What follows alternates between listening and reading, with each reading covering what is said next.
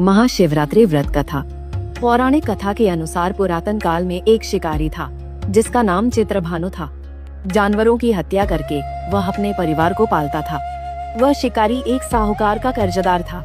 कर्ज न दे पाने की स्थिति में साहूकार ने उसे एक शिव मठ में बंदी बना दिया। संयोग से जिस दिन उसे बंदी बनाया उस दिन महाशिवरात्रि थी। साहूकार ने इस दिन अपने घर में पूजा का आयोजन किया। पूजा के बाद कथा का पाठ किया। शिकारी भी पूजा और कथा में बताई गई बातों को ध्यान से सुनता रहा। पूजा कार्यक्रम समाप्त होने के बाद साहूकार ने शिकारी को अपने पास बुलाया और उसे अगले दिन ऋण चुकाने की बात कही। इस पर शिकारी ने वचन दिया और साहूकार ने उसे मुक्त कर दिया।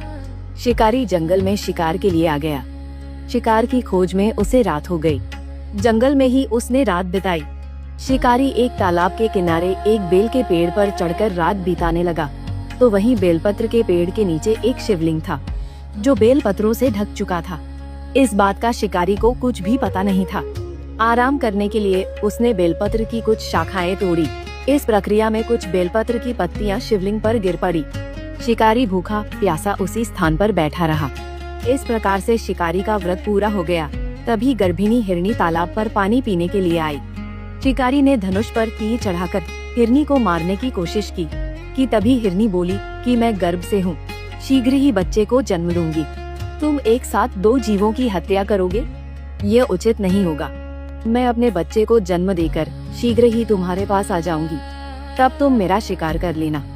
शिकारी ने तीर वापस ले लिया और हिरनी भी वहाँ से चली गई। धनुष रखने पर कुछ बिल्व पत्र पुनः टूटकर शिवलिंग पर गिर गए। इस प्रकार उससे अनजाने में ही प्रथम प्रहर की पूजा पूर्ण हो गई। कुछ देर बाद एक और हिरनी उधर से निकली।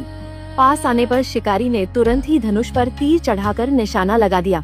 लेकिन तभी हिरण ने शिकारी से निवेदन किया कि हे शिकारी, मैं थोड़ी देर पहले ऋतु से निवृत्त हुई हूँ, कामातुर विरहिणी हूँ, अपने प्रिय की खोज कर रही हूँ। अपने पति से मिलकर मैं तुम्हारे पास आ जाऊंगी। शिकारी ने इस हिरनी को भी जाने दिया। इसी दौरान रात्रि का आखिरी प्रहर भी बीत गया। इस बार भी उसके धनुष से कुछ बेलपत्र शिवलिंग पर जा गिरे। इस प्रकार उसके द्वारा दूसरे प्रहर की पूजा प्रक्रिया भी पूर्ण हो गई।